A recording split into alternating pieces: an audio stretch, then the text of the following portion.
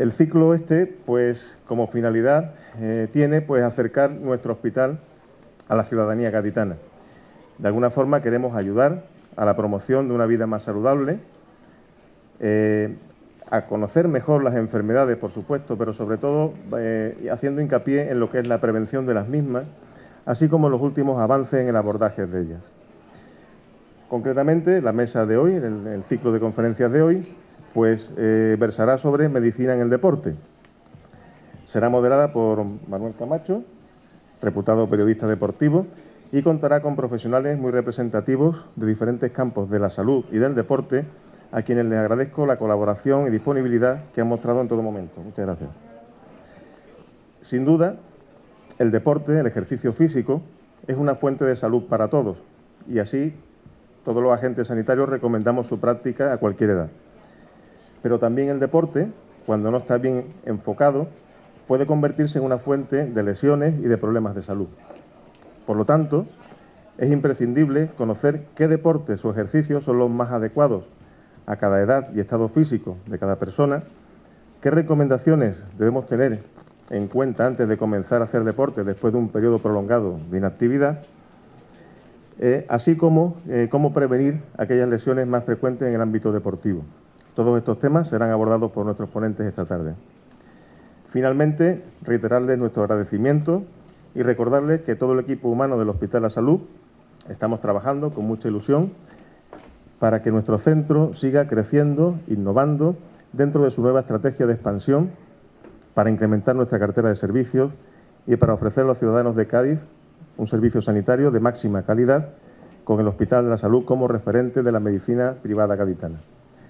Les dejo ya con Manuel Camacho y muchas gracias.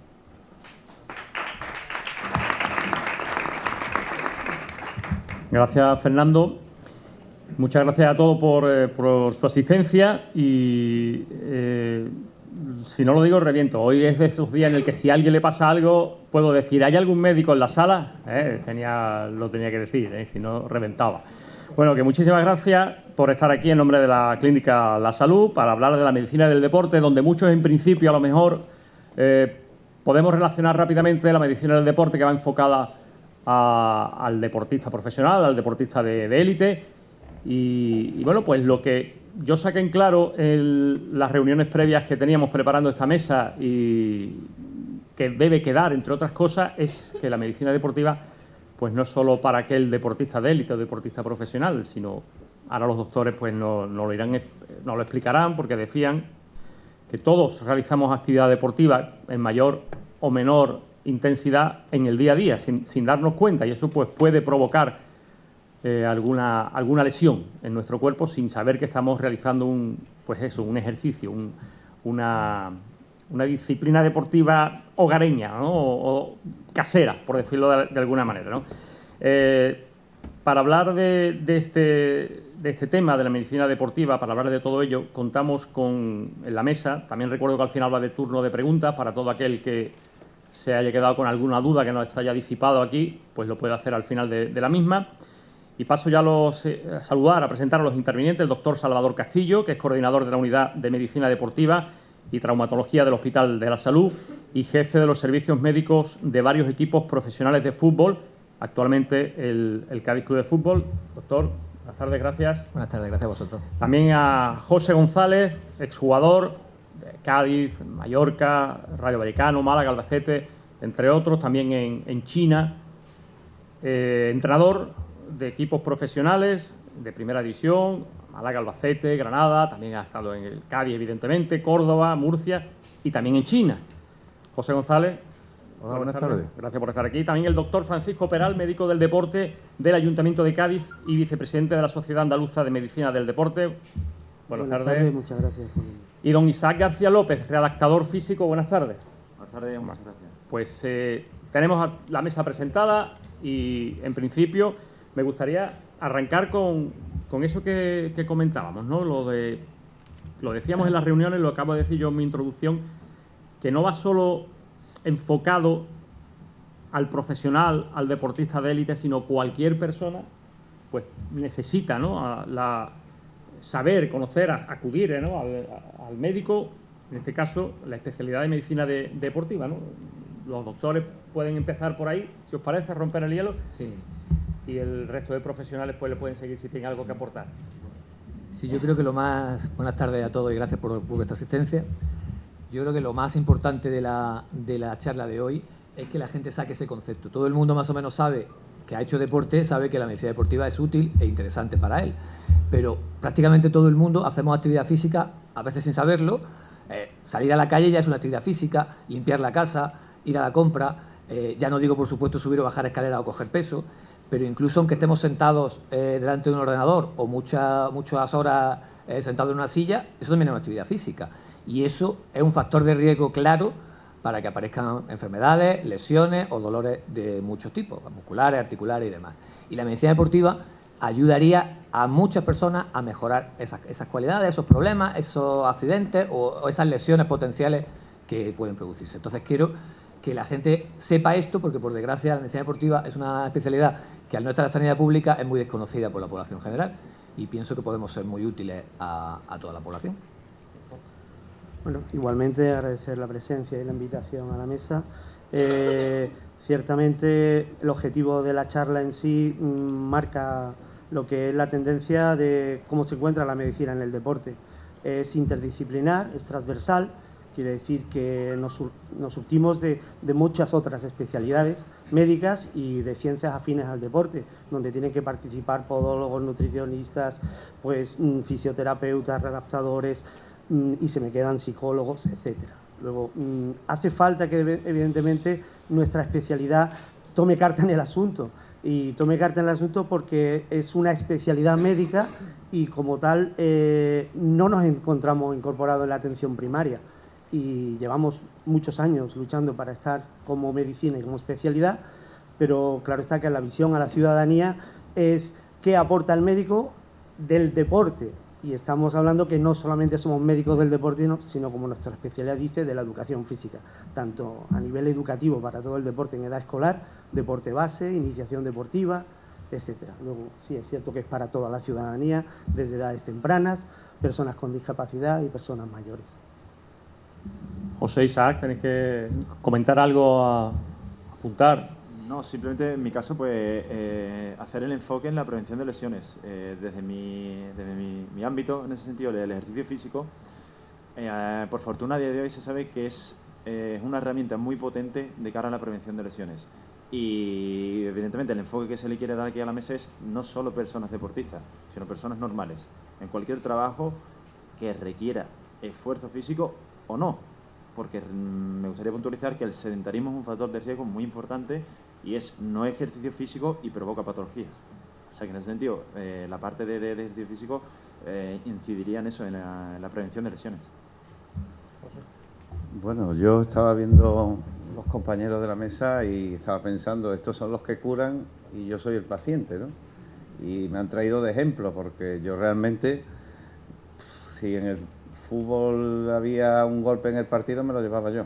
Yo no sé de qué no me he lesionado, sinceramente. O sea, tengo lesiones, pues me he salido de un campo porque me habían roto la lengua, una noche dormí en la salud porque estaba a punto de perder un ojo, rodilla, tobillo, codo, de todo tipo, ¿no? Entonces, la medicina del deporte, pues en aquellos momentos pues me vino muy bien, ¿no? Porque estaban los mejores profesionales, me trataron de la manera adecuada y ahora, por ejemplo, también las secuelas que padezco de aquella época, ¿no? De todo el ejercicio físico que requiere el profesionalismo y cualquiera de mis amigos también que tienen ya mi edad empiezan a tener goteras y acuden a los mejores profesionales de medicina deportiva. Yo creo que por eso la sociedad ha evolucionado, se practica mucho más deporte de todo tipo, amateur, profesional, masculino, femenino y cada vez hay más goteras y bueno, por eso se acude mucho más a los profesionales que cada vez son mucho mejores. La verdad es que destacar algunos en particular, pues a mí me cuesta aquí en Cádiz, gracias a Dios tenemos muy buenos profesionales de todos los ámbitos y bueno, tengo el placer de estar acompañado de un compañero porque Salvador fue el médico del Murcia cuando yo estaba en el Murcia y bueno, cuando tengo cualquier problemilla él lo sabe, lo estoy llamando, mira Salvador, acudo a los profesionales de inmediato porque porque son las personas más válidas para estos casos, ¿no? Bueno, te voy a recordar que incluso celebrando un gol te lesionaste, pero hoy no te lo voy a recordar. Ya me lo has recordado. Ha sido sin querer, de verdad. Para los doctores de la mesa, también por supuesto para Isa y para José, pero estaba más específico para ellos, en la medicina deportiva, ¿qué porcentaje hay de prevención y qué porcentaje de curación? ¿Está el 50-50, 50-50? ¿Qué más de uno que de otro? Vale. Depende. Claro que está que el enfoque preventivo y en la medicina, en este caso, como puede ser en el desempeño de mis labores como funcionario público, pues es casi el 90%. La orientación, como bien habéis dicho, para conocer los riesgos derivados de la práctica deportiva es la consulta diaria y los reconocimientos médicos.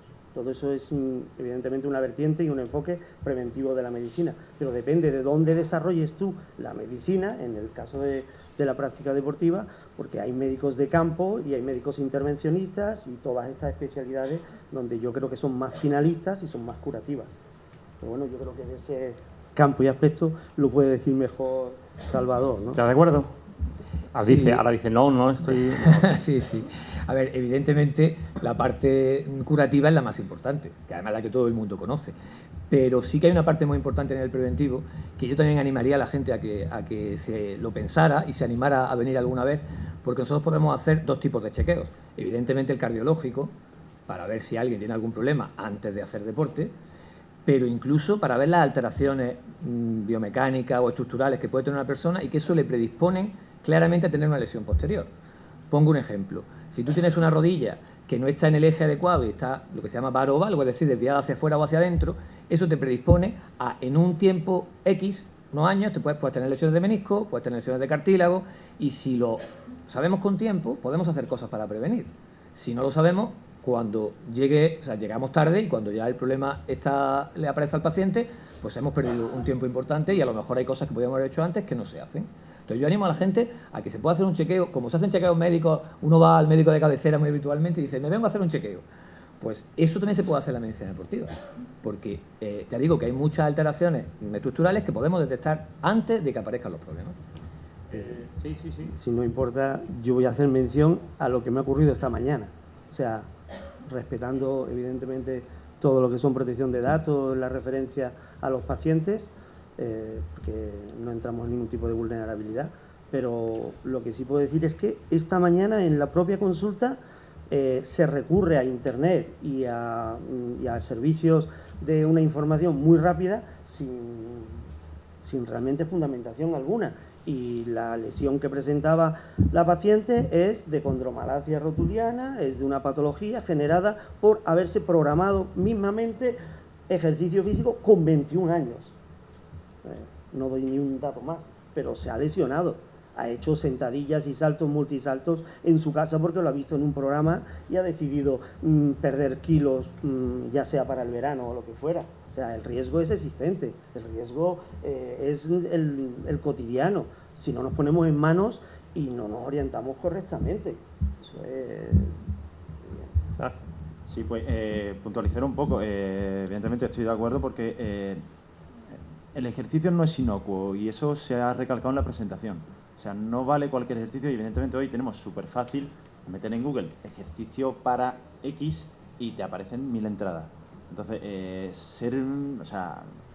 comunicar a la población que hay que ser muy consciente de que el ejercicio no es inocuo y que tienes que acceder al profesional correspondiente en ese sentido. Y sí, pacientes que has tenido esta mañana, nosotros los vemos, yo también los veo, y por desgracia, en una edad temprana, que una condromalacia, que es un desgaste, puede parecer que dice, claro, desgaste lo asocia a personas mayores. No, yo me veo pacientes con 20 y poco de años que me encuentro con eso, y es muy triste. Simplemente por el hecho de que se piensa que de forma autodidacta puede hacerlo cuando no. Una para ti solo, José, como paciente, ¿qué dices que eres, ¿no? de estos señores? ¿Ha evolucionado mucho la medicina deportiva de cuando tú eras futbolista, ahora en tu etapa de entrenador? Antes uno miraba al banquillo y se encontraba el entrenador, el masajista y poco más, ¿no? Ahora hay entrenador, segundo entrenador portero, fisioterapeuta, doctor. ha cambiado muchísimo eso, incluso tú como... Ha cambiado en todos los sentidos, nada más que tienes que ver la longevidad que tiene un profesional hoy en día. Los jugadores duran perfectamente 35 o 36 años. Ante una lesión mal llevada, te podías retirar muy pronto del fútbol. Yo tengo mi caso, sin ir más lejos, yo me rompo cruzado, lateral externo y tendón del bíceps, primer año mío del Mallorca, cuando fui para allá, tendría 25 años, y yo no tengo la recuperación adecuada. Tengo la recuperación adecuada, entre comillas, la adecuada para aquella época. Las manos eran las mejores. O sea, a día de hoy no me duele la rodilla, ni me ha dolido el tobillo, me operó el doctor Guillén en Madrid, y para mí es San Pedro Guillén, porque jamás he tenido un dolor de esas lesiones, ¿no? Nunca, ni una inflamación. Pero después la recuperación, mi musculatura no se corrigió de la manera adecuada. Por ejemplo, no existían las plantillas que existen ahora para compensar. El tema de los preparadores físicos pues empezaba a crecer, pero tampoco te daban las pautas adecuadas como soy hoy en día, y los fisios pues estaban mucho más en pañales. Hoy en día tienen unos aparatos y unas manos, cualquier profesional, que aquí en Cádiz hay muchísimos muy buenos, te hacen magia. Yo, ¿qué ocurrió? No me retiré del fútbol por la lesión, me retiré del fútbol por las consecuencias. Empecé a jugar menos, pero es que cada vez que arrancaba tenía rotura de sóleo, y arrancaba otra vez rotura de sóleo. No me dolía la rodilla, me rompía por el sóleo de la otra pierna constantemente. Entonces eso generaba un desequilibrio en la carrera, y me retiré pues por eso. Porque hoy en día, pues probablemente no. Hoy en día una lesión tardará más o menos en el tiempo, porque hay recaídas, puede suceder cualquier cosa, una infección de la operación, cualquier historia.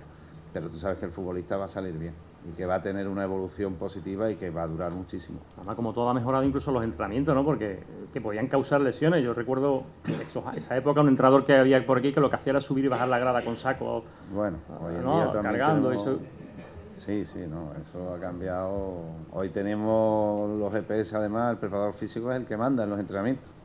Te va a decir el número de kilómetros que tienes que hacer por la semana, te va a decir estamos pasándonos las intensidades, y te marcan porque sí, porque digamos, yo lo equiparo a coches de carrera, ¿no? Los futbolistas son coches de carrera. Bueno, pues el coche tiene una durabilidad y no puedes estar siempre llevándolo al máximo y no midiéndolo. Para eso, hoy en día, para que esos coches de carrera estén al 100%, es fundamental todo el equipo profesional que hay alrededor. Por eso tú estás comentando, ¿no? Antes hablabais de la prevención. Antes nosotros, y aquí hay compañeros, llegábamos al entrenamiento, era a las 10, llegábamos a las 10 menos 10. Y alguno tomaba café en la escalerilla a las 10 menos 20. Hoy en día un futbolista llega a una hora mínimo antes y está haciendo preventivo, trabajo en gimnasio. Hoy en día son auténticos profesionales que están para su profesión, pero acompañados de toda la gente que les rodea. El Salvador decía que manda el preparador físico, pero ¿hay comunicación con el doctor? Ahí el doctor no... No, el que más manda es él. Donde sea, ¿no? Sí, porque él le manda al preparador físico. Cuando te llega, él normalmente te llega al despacho, tú has preparado todo el entrenamiento, y es el que más temes del doctor. Hombre, porque tú has preparado un entrenamiento para 25 jugadores y te viene y dices, este viene, este, hay que pararlo al otro, y de repente has hecho un trabajo para 25 y te encuentras con 21.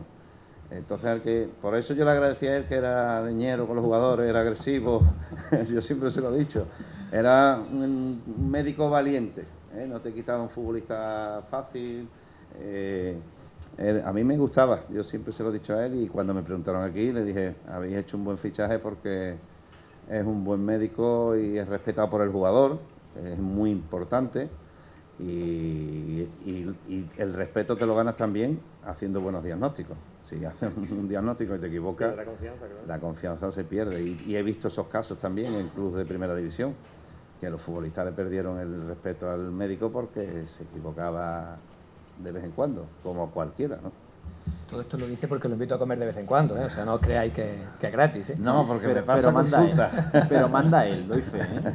Manda al doctor, ¿no? No, respecto a lo que decías, hombre, evidentemente tiene que haber comunicación, es imprescindible, porque si no, no podemos trabajar en grupo. Es verdad que ellos tienen su plan diseñado, pero nosotros siempre intentamos que ese plan no pueda suponer un riesgo para lesiones o que haya que quitarle determinadas cargas a determinados futbolistas. Entonces, evidentemente tenemos que estar comunicados.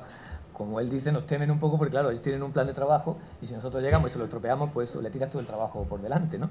Pero bueno, siempre hay una comunicación previa y, como decimos, como esto se hace ya con mucho más tiempo, nosotros una hora antes, 45 minutos antes, ya sabemos lo que va a ocurrir, o si hay que cambiar un trabajo de algún jugador o no, pues eso lo tenemos más o menos claro. Pero, por supuesto, es muy importante la comunicación y el preparador físico, y con el oficio, con el redactador, con el médico, tiene que estar claramente en comunicación.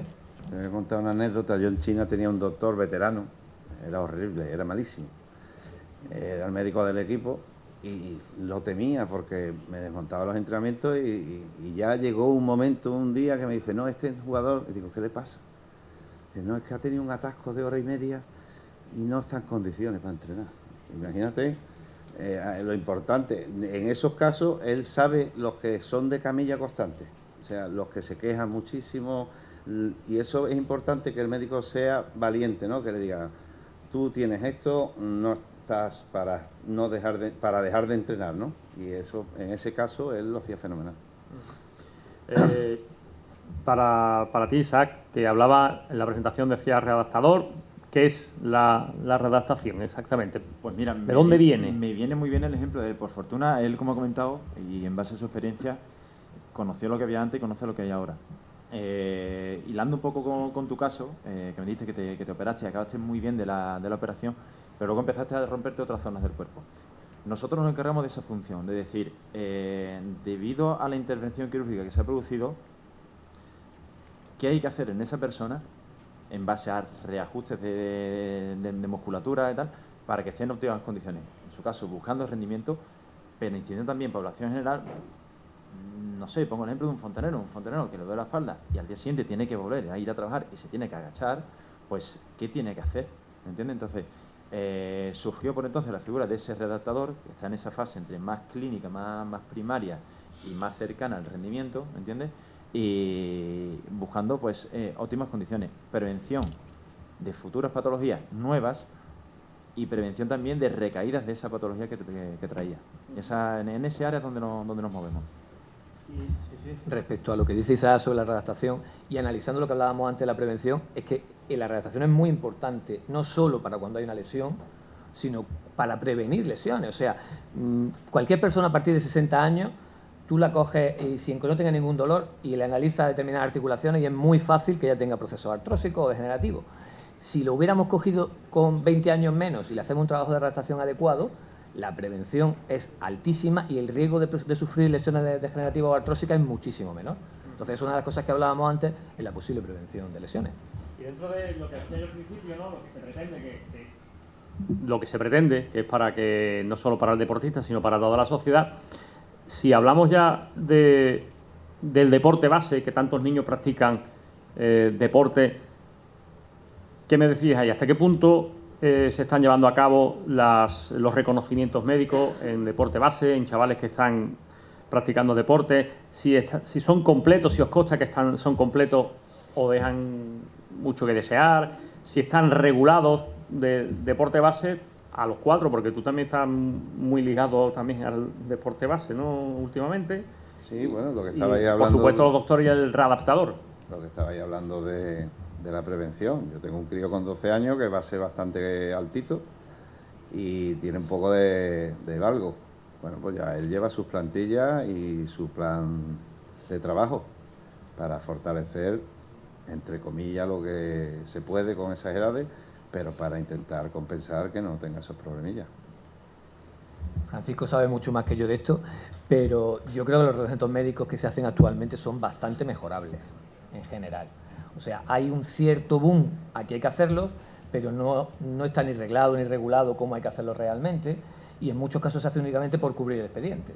Es decir, por desgracia, yo conozco muchos casos de que vienen 50 niños, pasan por la consulta del médico y en 2 minutos el médico le hace 2 preguntitas y le firma la ficha y dice, pasa el reconocimiento médico. Y eso no debe ser así. O sea, me parece una locura, sinceramente.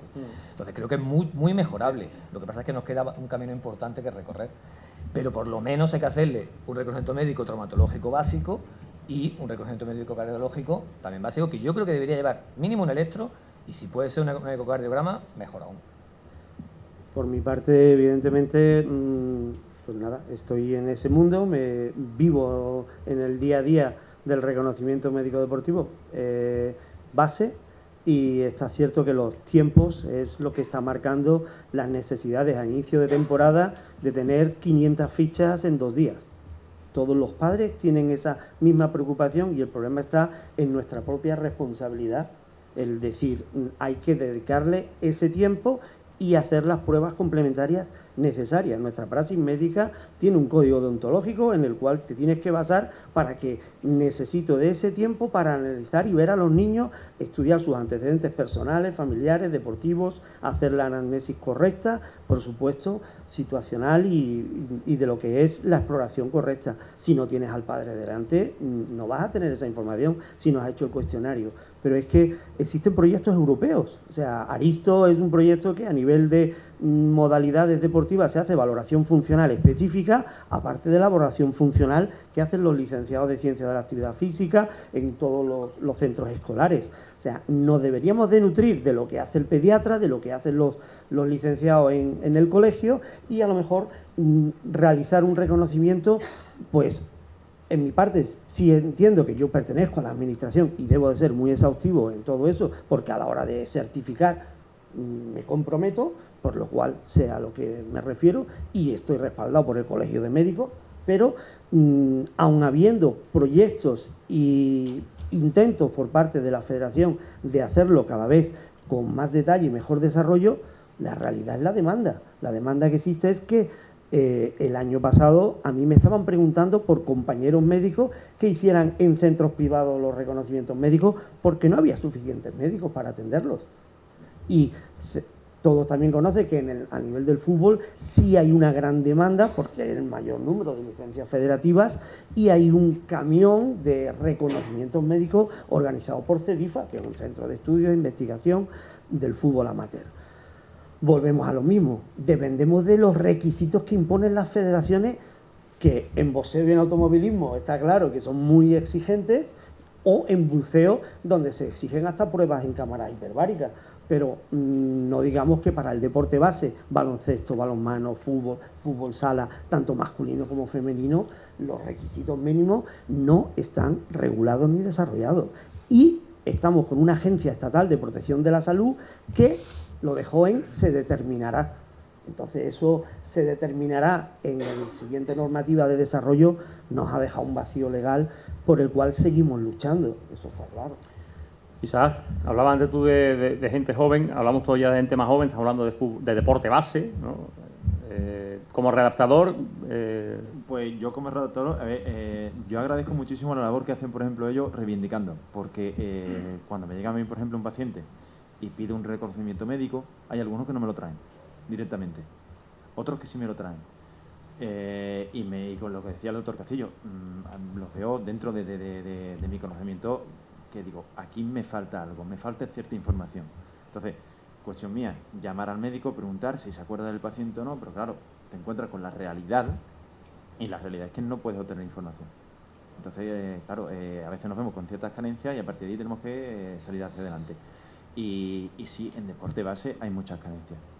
Yo me las encuentro. Esta mañana precisamente he hablado con unos papás y la semana que viene empiezo con un nene. El nene es portero, lleva 3 años practicando fútbol, tiene 8 años y la mamá me decía que baja las escaleras de su casa apoyado en la pared. Un niño de 8 años. En fin, no me gusta ser nostálgico, pero yo con 8 años daba unos saltos que no veas.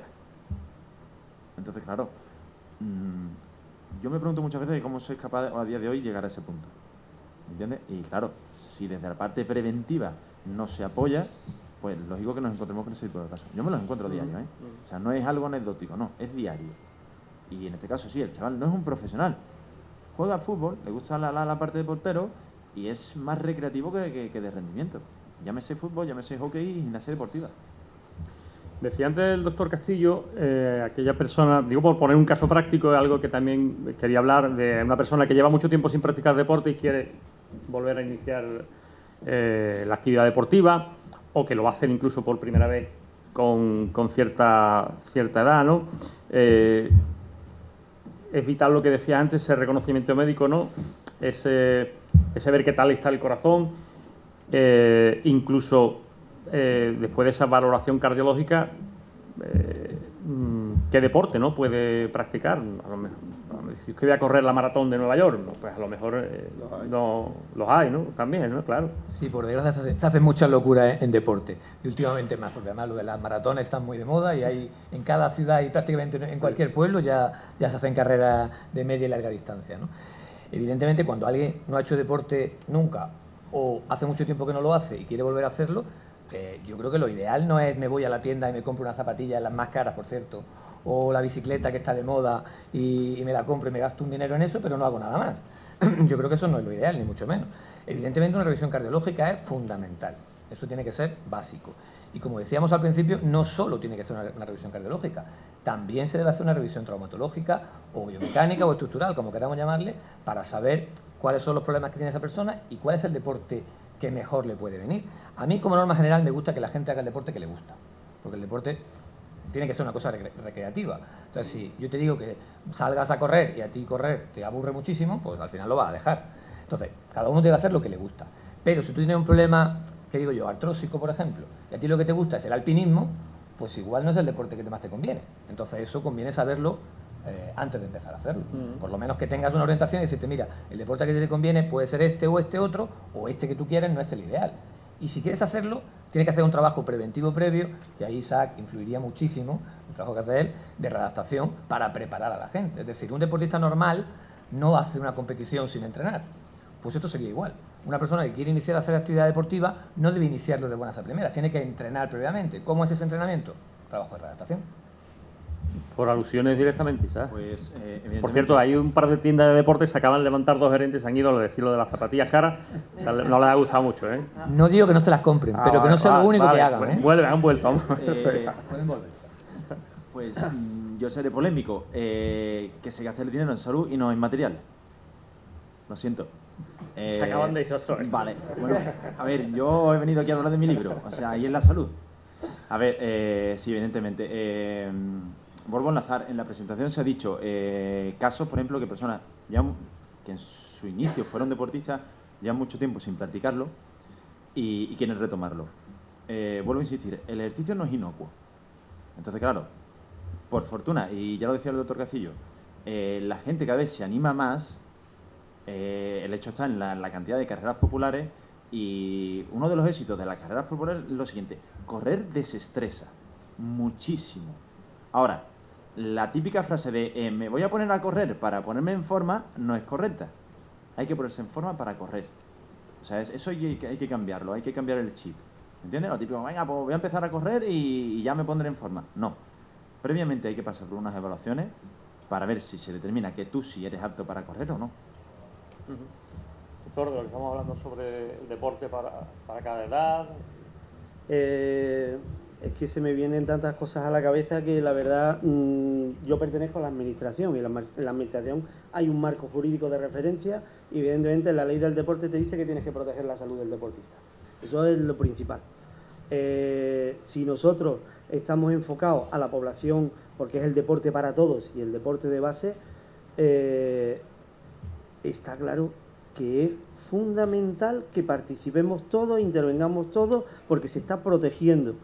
Y si no intervienen los redactadores, no intervienen los médicos, no intervienen los fisios y vamos directamente ya a las zapatillas, allí también ha evolucionado porque en ciertos centros deportivos ya hay una orientación a acógete, porque en iniciación a deportes náuticos, en iniciación a deportes de fútbol, de pelota, pues te dicen qué tipo de calzado es más adecuado al terreno. O sea, eso ha cambiado tanto que es que hasta la población de niños no tiene nada que ver. Esas pelotas, esos balones que se utilizaban de antaño, que casi reventaban la cabeza, por decir de alguna manera. O sea, yo vengo, y si no saben, del mundo del waterpolo, de la natación, pero he practicado baloncesto, he practicado balonmano, he practicado fútbol, y he tenido la suerte de ser médico de deporte base, de escuelas deportivas aquí en Cádiz y en el río San Pedro y en el puerto de Santa María.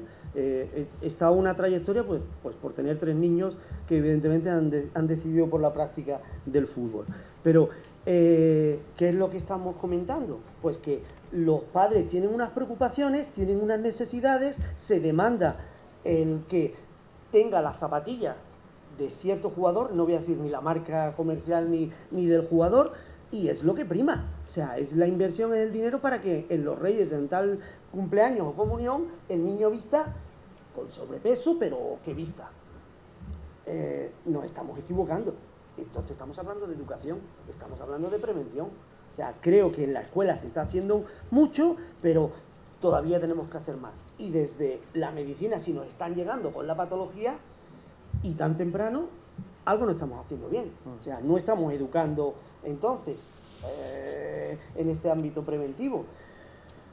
Curiosamente, desde las administraciones, vuelvo a decir, hay preceptos. Es que está fundamentado que desde el Centro Andaluz de Medicina del Deporte se deben de transmitir los riesgos derivados, y todos los monitores deportivos, todos los entrenadores, todos los que participan en la educación de ese niño deben de educarlo en alimentarse correctamente, en hidratarse, en hacer calentamientos, buenos estiramientos, una programación, un control de su actividad, y para todos, eso sí. Probablemente yo no sea el médico chino, está claro, pero es que es increíble que prevaleciera en ese caso un atasco, claro está, y a lo mejor ese médico determinó que había algo mental en esa persona que se iba a lesionar, pero todo el mundo conocemos al niño que no quiere ir por nerviosismo a unas pruebas o a unos exámenes, que es lo que entiendo que llegamos a tratarlo, a sobreprotegerlos, o evidentemente a no atenderlos, a forzarlos. ¿Sabes querías apuntar? A ver, poco más.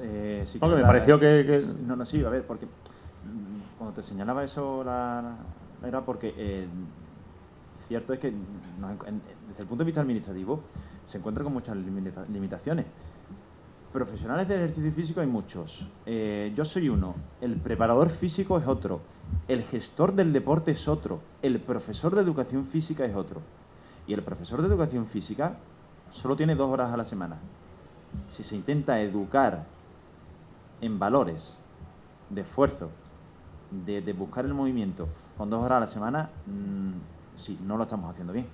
Por eso decía que profesionales de ejercicio físico hay muchos, y los que se encargan, o sea, los que están en el sentido, en el ámbito de la administración, están con las manos atadas, literal.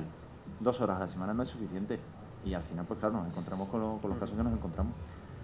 Perdona, porque doctor. a nivel extraescolar todo el mundo sabe que tenemos que orientarnos hacia el inglés y hacia las clases de informática y tal, y en la actividad física no se hace como antaño en la calle, como lo hacíamos y lo hemos hecho, vamos, eso... Decía tú, José, que ocurre, ¿no? Gente que quiere la maratón, ¿no? Sin estar...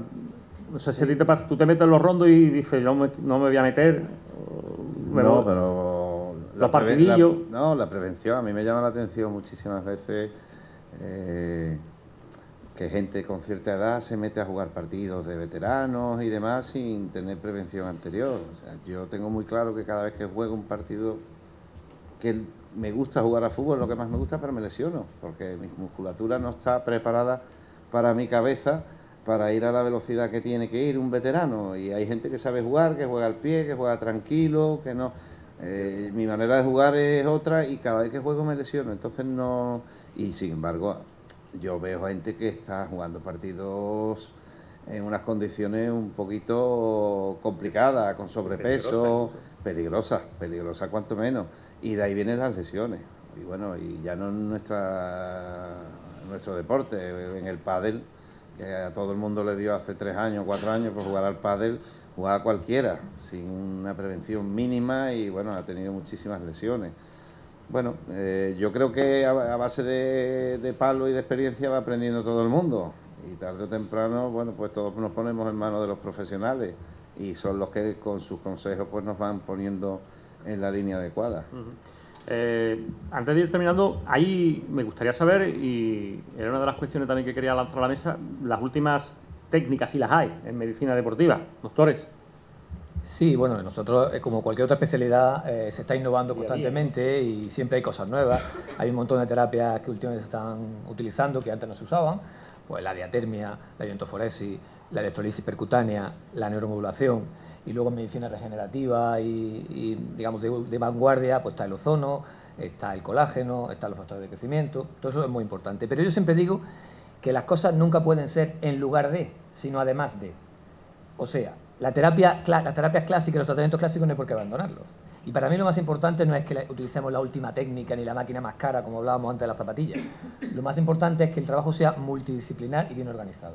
Si nosotros nos comunicamos, organizamos el trabajo y lo hacemos bien, tenemos muchas más posibilidades que si tú utilizas la última técnica o el último aparato en medicina que funcione muy bien. Porque yo creo que, por ejemplo, el masaje, que es una técnica antiquísima, eso no hay por qué perderlo. Y lo estamos perdiendo, ¿eh? Hay muchos fisioterapeutas que ya no dan masaje jamás. Y ahora es más cómodo utilizar una aguja, que tarda uno menos, y a lo mejor no tiene mejor resultado que con lo otro. Y no hay que perder de vista, pues ya digo, el trabajo multidisciplinar que podemos hacer con podología, que podemos hacer con preparadores físicos y redactadores, que podemos hacer con rehabilitadores, que podemos hacer con un montón de profesionales sanitarios que nos pueden echar una mano. ¿Doctor, algo que apuntar? Yo, por mi parte, igual insistir en que la praxis médica se basa en que nos aportamos de todos los avances que hay en todas las especialidades médicas y los avances tecnológicos. Luego, en radiodiagnóstico se avanza muchísimo, incluso una infiltración hoy se hace ecoguiada. Eso implica que tratamos de no dañar al paciente en la propia invasión, por lo cual le pedimos, evidentemente, que nos firme el consentimiento informado, pero por supuesto se tienen técnicas que hoy en día ni son tan invasivas y cuando lo tienen que ser es por necesidad, por el criterio médico, evidentemente. Da miedo firmar eso, cuando te dan ese papel, dice, uff, salvaguarda jurídica. Ya, sí, ya lo sé. Yo siempre digo que eso es como los prospectos de las medicinas, es casi mejor no leerlo. No leerlo, ¿no? Firma aquí donde pone el timado y ya está, ¿no? Y uno firma y ya está, ¿no? Ya casi terminando, y antes de la última pregunta, algo que comentábamos fuera y también en las reuniones, que hay que saber acudir, ¿no? El médico de cabecera como principal, ¿no?, pieza donde acudir, pero que después no vale cualquier doctor para todo, ¿no? Era algo que tú querías incidir también y lo hablábamos, ¿no? Que no es como en la cocina que utilizaba el mismo cuchillo para todo, ¿no? Exactamente, es decir, que en general hay especialidades, cuando me duele el estómago, no se me ocurre ir al ginecólogo, con todos mis respetos. Uno va al digestivo, ¿no? Pues cuando tengo un problema de este estilo, hay mucha gente que todavía no sabe dónde tiene que acudir. Entonces, está el clásico traumatólogo, sin desprestigiar, por supuesto, a los traumatólogos que son importantísimos en nuestro campo. De hecho, en nuestra unidad, la traumatología cumple una función fundamental, pero quizá no es el primer escalón. Quizá el primer escalón sea pasar al médico del deporte, que te haga una valoración, que te haga un diagnóstico y a partir de ahí decidir el tratamiento que te corresponde para tu caso concreto. ¿Y por qué la especialidad de medicina deportiva a lo mejor no sabía la respuesta o no es el sitio donde plantearla? ¿Por qué siendo una especialidad médica no está en la sanidad pública? ¿De qué depende? ¿De qué factor? Pues bueno, yo lo voy a resumir muy rápido, aunque Francisco sabe mucho más que yo, porque en SAMEDE tienen mucha más información al respecto, pero para mí es una cuestión que se define muy rápido, económica. Es una cuestión de dinero. Me lo temía. Si los políticos decidieran gastarse un poco más en este tipo de cosas, yo creo que funcionaríamos mejor. Bueno, pues claro, creo que soy invitado porque soy vicepresidente de la Sociedad Andaluza de Medicina del Deporte, una sociedad científica que evidentemente está avalada por todos los avances que existen en la medicina y de esta especialidad. Pero existe un decreto a nivel jurídico de troncalidad de especialidades, donde hay una comisión interterritorial que en este año 2019 se está elaborando, pero es que llevamos retraso de 15 años.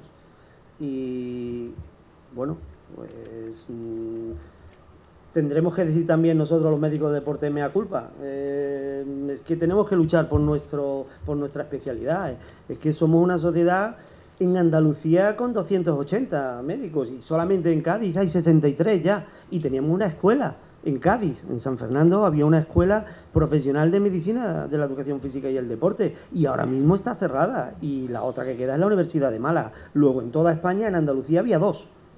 Y no hemos conseguido tener unidad formativa, teniendo Granada con centro de alto rendimiento, Sevilla con centro de alto rendimiento, el Puerto de Santa María, Cádiz con centro de alto rendimiento, donde los médicos especialistas se pueden, junto a otros profesionales, especializar de una manera que sea formativa vía MIR y con centros especializados de formación.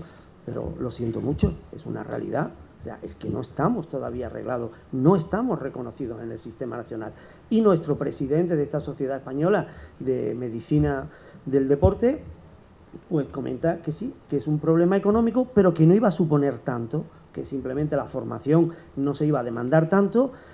Y la opción que se planteó durante una serie de años es que la atención primaria y la medicina de familia conllevara la atención a la iniciación al deporte, por lo cual ellos mismos reconocieron que no asumían ni la certificación de aptitud a la práctica deportiva, porque es que necesitan de tiempo, y si están ellos demandando 5 minutos para un paciente y yo le presto 20 minutos para un reconocimiento médico, dime dónde. Pues creemos unidades de formación, unidades de medicina del deporte en la atención primaria, cuando evidentemente ahora mismo tiene cabida la privada, claro. Bueno, pues casi para finalizar, por mi parte, salvo que os haya quedado algo en el tintero que queráis decir, ahora os toca a vosotros. Es el turno de preguntas. El que quiera formular alguna pregunta a cualquiera de los cuatro, levanta la mano, se le acerca el micrófono y la lanza, y la formula. ¿Quién se atreve? ¿Hay alguna pregunta por ahí? ¿Alguna duda? ¿Hay alguien por ahí? Sí. Hola. Buenas tardes. Quería preguntar si hay mucha diferencia o debe ser muy distinto el tratamiento para un paciente de la calle, normal, y un paciente especializado en deporte, o sea, profesional. Bueno, a priori sí, pero solo porque el profesional de más o menos élite requiere una atención mucho más precisa y sobre todo que el tiempo de recuperación sea menor. Pero a mí personalmente me gusta que el paciente de la calle se pueda beneficiar del mismo tratamiento que se beneficia el profesional del deporte. Entonces la idea es que no haya tanta diferencia. La única diferencia real es que al profesional lo intentamos recuperar cuanto antes mejor. Si puede ser para ayer, mejor todavía.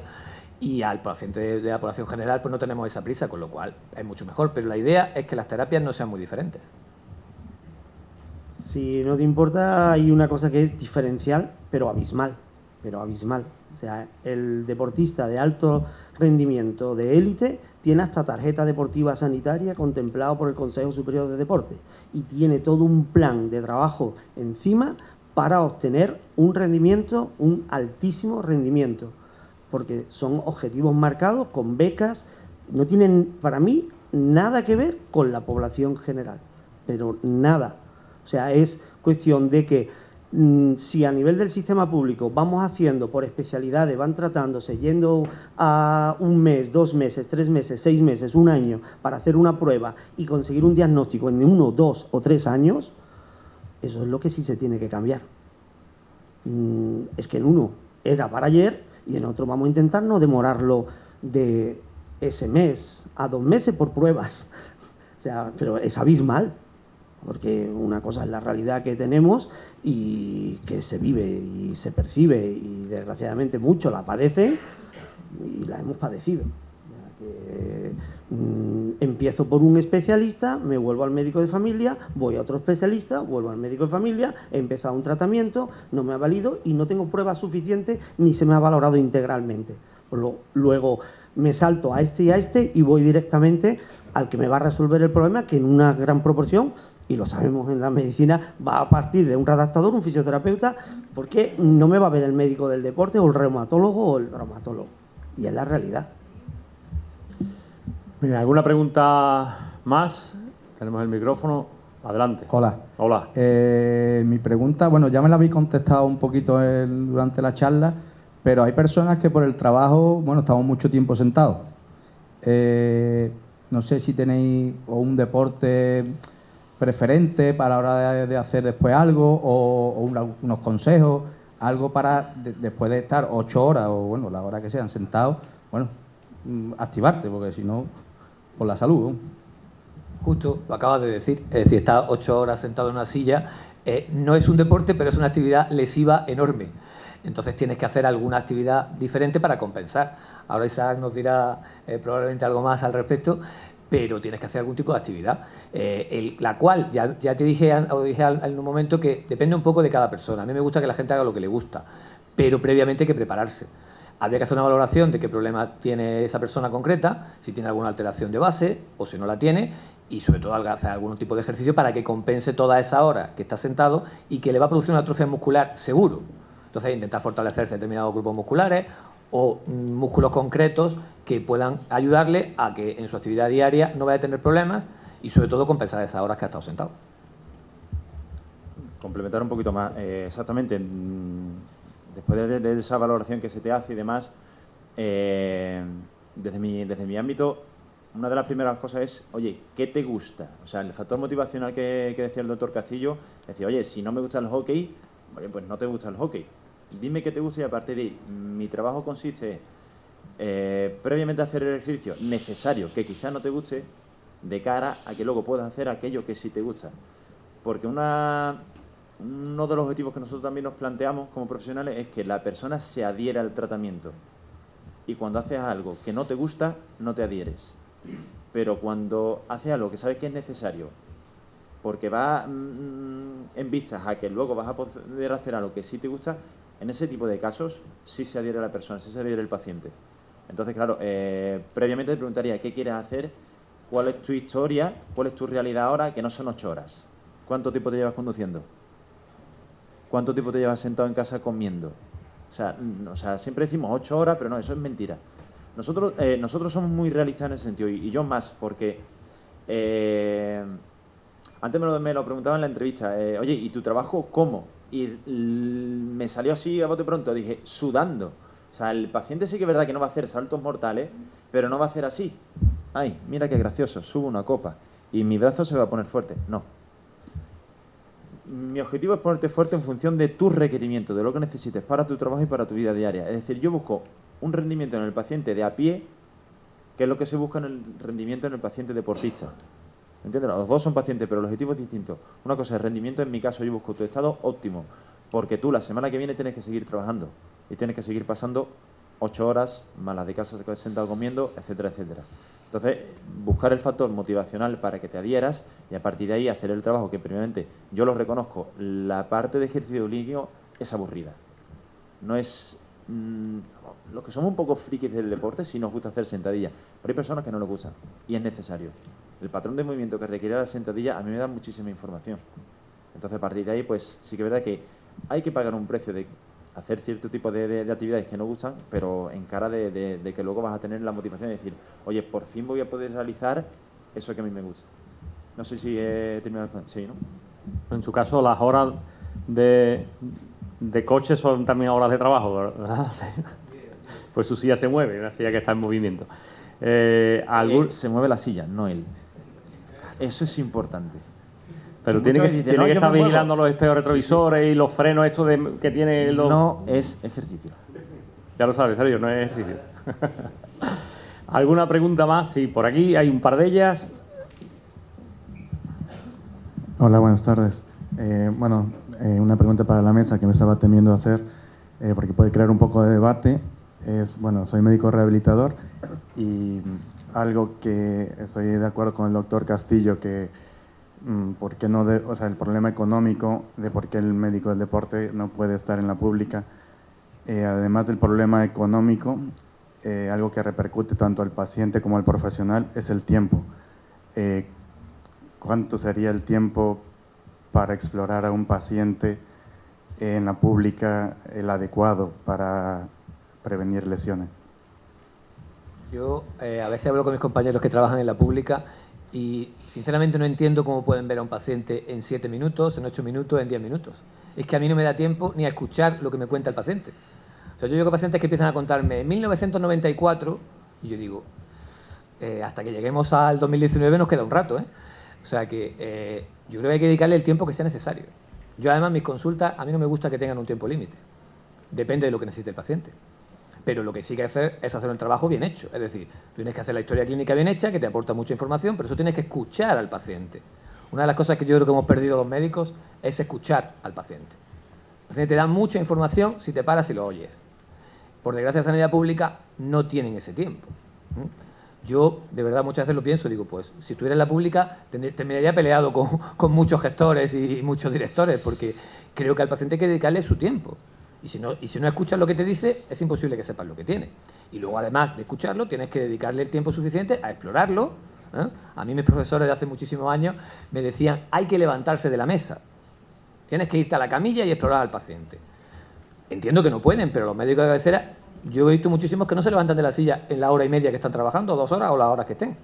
Entonces, claro, así es imposible saber lo que tiene el paciente. Entonces, para mí es importantísimo escuchar al paciente primero, hacer la historia clínica, explorarlo y luego plantear la estrategia de tratamiento y explicarle al paciente qué tratamiento es el que más le corresponde y qué se puede hacer. Es que cuando nosotros empezamos con la especialidad de medicina del deporte y tuvimos que aprender lo que es rehabilitación, recuperador funcional y redactador deportivo, ya empezamos a darnos cuenta de que los tiempos son muy importantes. Y por eso José González tiene un gran profesional al lado donde marca las pautas y los tiempos son fundamentales.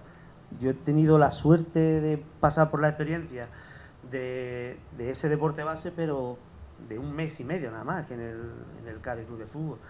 Y el protocolo es fundamental. Sí, el protocolo hay que llevarlo, pero a rajatabla. Y en ese sentido es competencia nuestra. Como médicos, lo sabes perfectamente, en el momento en el que vas a determinar si un paciente, y ningún paciente es igual a otro, eso lo sabemos todos los médicos, uno necesita ese tiempo y aparte ese apoyo, que sea más psicológico a todas, pero que es así. Entonces tenemos que asumir hasta qué punto no hemos ganado la confianza para que esa terapia física o farmacológica, la que fuera, se lleve a cabo, porque se debe de cumplir. Si no, pues no conseguimos, pero esos tiempos van a ser difíciles, evidentemente, de determinar. Bueno, decía que tenéis que aprender a escuchar, los doctores, ¿no? Y a escribir, porque no se entiende... Solo entiende el farmacéutico. Y a veces dudo que me esté dando lo que ha puesto el doctor, ¿eh? Justo, yo creo que a veces lo adivinan, ¿eh? Sí, esto será, esto mismo. Caballero quería... Muchas gracias. Enhorabuena por la intervención de todos. Y quería hacer una observación sobre al doctor Peral. Aquí en la Facultad de Medicina de Cádiz hay una asignatura optativa que es la medicina y el deporte. La medicina y el deporte. Yo doy ahí psicología en el deporte. Y ahí es agradable porque se ilustra a los estudiantes de medicina de aquellos factores psicológicos que intervienen en la práctica del deporte, no solamente que intervienen, sino que además se derivan de la práctica del deporte. No se ha hablado, aquí se ha hablado más, se ha puesto más hincapié en aquellas lecciones somáticas o físicas que en las afecciones psicológicas o bien en las consecuencias de la práctica del deporte. Por ejemplo, yo hago 2 grandes distinciones. ¿Para qué sirve el deporte, la práctica del deporte en lo normal, pero psicológicamente, y las consecuencias que se derivan de la práctica del deporte psicopatológicamente? Entonces, pienso de que es una cosa importante y decirte que yo mismo, por ejemplo, en consulta, utilizo el deporte, yo soy médico psicoterapeuta, y utilizo el deporte muchas veces como medio de tratamiento para muchas afecciones, por ejemplo, de ansiedad, manejo de la agresividad, etcétera, etcétera, ¿no? Entonces era solamente esa aportación. Muchísimas gracias. A usted muchísimas gracias porque reivindica el papel tan fundamental que tiene ese apoyo psicológico. Lo que pasa es que a nivel deportivo y del deportista de élite se expone mucho más y existen manuales que usted los maneja perfectamente como catedrático, como profesor en la facultad, y se le da la importancia que se le debe dar ya, porque hay indicaciones para esas patologías de ese estrés, ansiedad, etcétera, depresión, que todo, incluso fibromialgia con todo lo que conlleva, pero que cuando tenemos tan poco tiempo, yo simplemente que claro, no tiene nada que ver el reconocimiento de ese deporte base donde tenemos 5 minutitos. No, yo tengo 20 minutos, está establecido y es lo que tengo. Y tengo al padre, y tengo la protección de datos, y tengo 45 minutos para personas mayores. Yo tengo el mínimo de 45 minutos para las personas mayores. O sea, yo tengo esa suerte de haber implantado el programa en el Club de la Salud Envejecimiento Activo, implantado desde el 2005 en este ayuntamiento, y le puedo asegurar que para 500 personas de aquí de la población de Cádiz disfrutan de actividades de paseo, de gimnasia funcional y de actividades acuáticas, recreativas, lúdico-recreativas, con paseos por la ciudad. Y realmente se tiene que atender a la persona.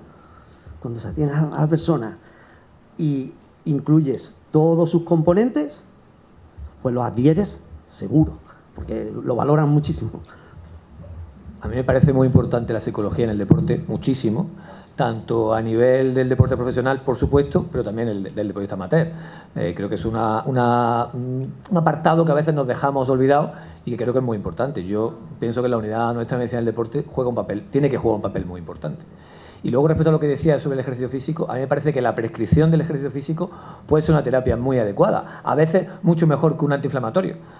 A veces los médicos de cabecera se hartan de mandar ibuprofeno y otras cosas, igual es mejor que le prescribamos un ejercicio físico bien pautado y le podría venir mucho mejor que ese tratamiento, que a largo plazo no le va a hacer nada.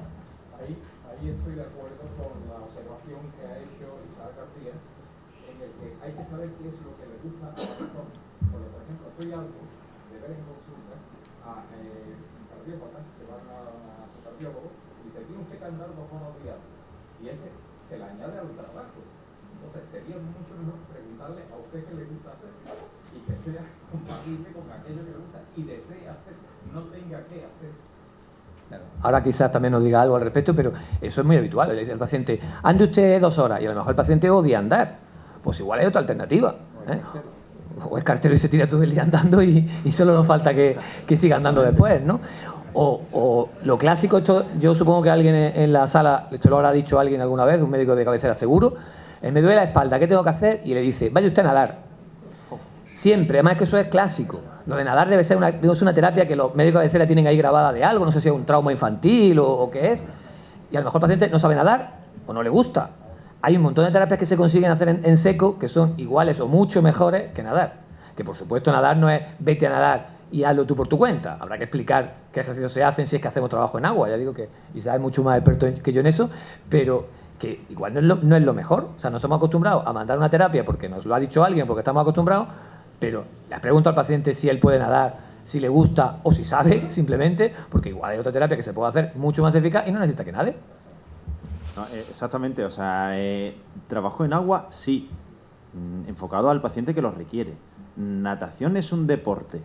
Hay que a ver, perdón por mi afán pedagógico, pero una cosa es una práctica deportiva, fútbol, hockey, lo que sea, y otra cosa es ejercicio físico. Si tú tienes que hacer un ejercicio físico en agua y porque lo requieres, se hace, no hay problema. Ahora, la natación es otra cosa. Natación es mariposa.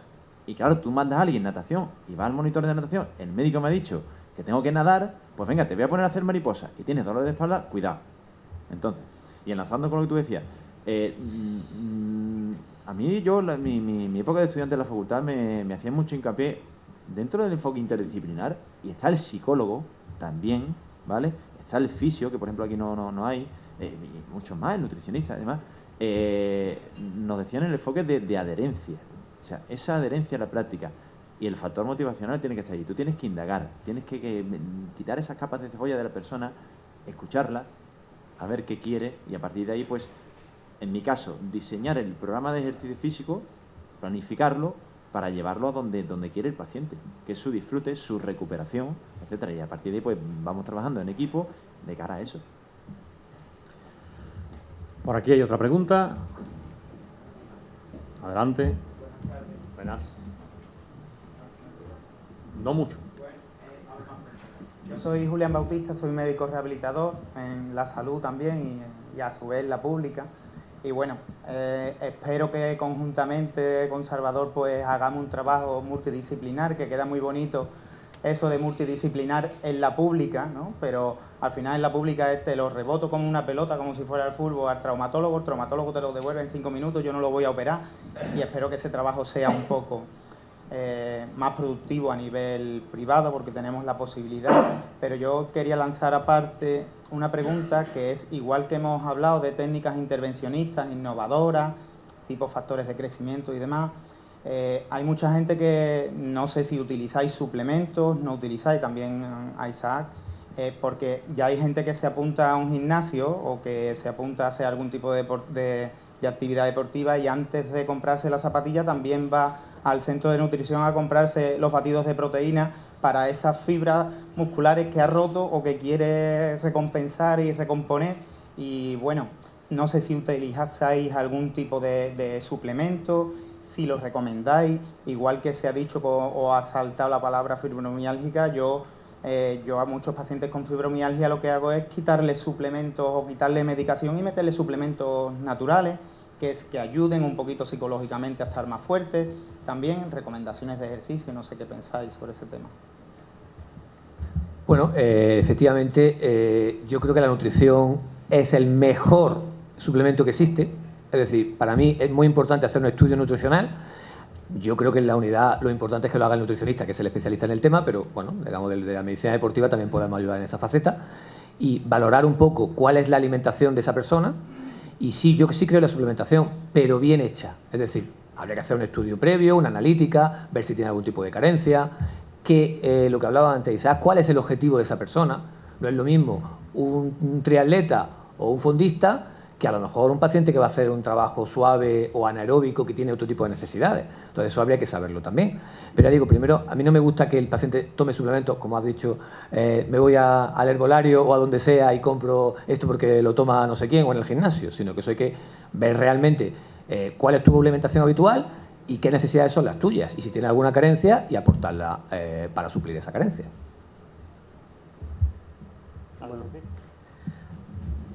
Sí, está claro que cuando tenemos a pacientes y se han diagnosticado correctamente, que es llegar al diagnóstico etiológico es lo que estamos buscando, entonces hemos valorado integralmente y hemos tenido en cuenta la psicología, porque es que seguramente hay un trastorno de base y hay que descartarlo, por supuesto, y si no encontramos el equipo multidisciplinar, estamos asumiendo muchas veces el intentar hacer tratamientos que no nos corresponden. O sea, que realmente cuando estamos hablando de una persona y es simplemente porque esta misma mañana yo tengo que hacer consulta con una cardióloga pediatra del deporte que ha elaborado la guía clínica de enfermedades cardiovasculares para ver si se proscribe o no se proscribe a un niño de 11 años. O sea, que volvemos a lo mismo. O sea, si tú ves al niño y ves el sobrepeso y ves que le estamos limitando la actividad física y estamos con el temor de que no haga nada de competición porque es que no ha tenido ni síncopes y todo el mundo tiene muerte súbita puesta en la cabeza, ¿hay algo de base psicológico en la preocupación? Mucha. Entonces necesitamos apoyos de nutricionistas, de la alimentación, del psicólogo, del podólogo en la pisada, del fisioterapeuta que luego va a ser del readaptador, pero hay que enfocarlo. Si queremos lo rápido, si no le dedicamos el tiempo, no lo hay. Gracias. Se habla de reconocimiento físico y yo hablaría de reconocimiento psíquico antes para adaptar el tipo de deporte conveniente para cada persona. De eso se trata el equipo. O sea, yo en mi caso, a ver, yo no atiendo primariamente al paciente, no. Yo luego tengo que hablar con el médico.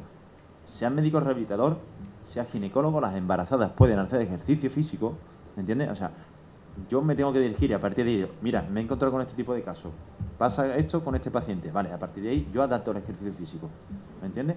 Pero en definitiva es eso, comunicación en ese equipo y a partir de ahí pues se dice, oye, pues para fulanito de los palotes de la feria hay que hacer X, Y y Q. Z no. No sé si me explica. ¿Alguna pregunta más? ¿Alguien tiene alguna curiosidad? A la de una, a la de dos y a la de tres. Que nadie se le quita la gana de hacer deporte después de todo lo que ha escuchado, ¿eh? que para eso están los doctores. Bueno, pues muchísimas gracias a todos. Por supuesto, a ellos cuatro, que son los que nos han ilustrado y además, francamente bien. Muchísimas gracias y nada, un auténtico placer. Ahora departiremos un rato entre todos, ¿no? Venga, gracias.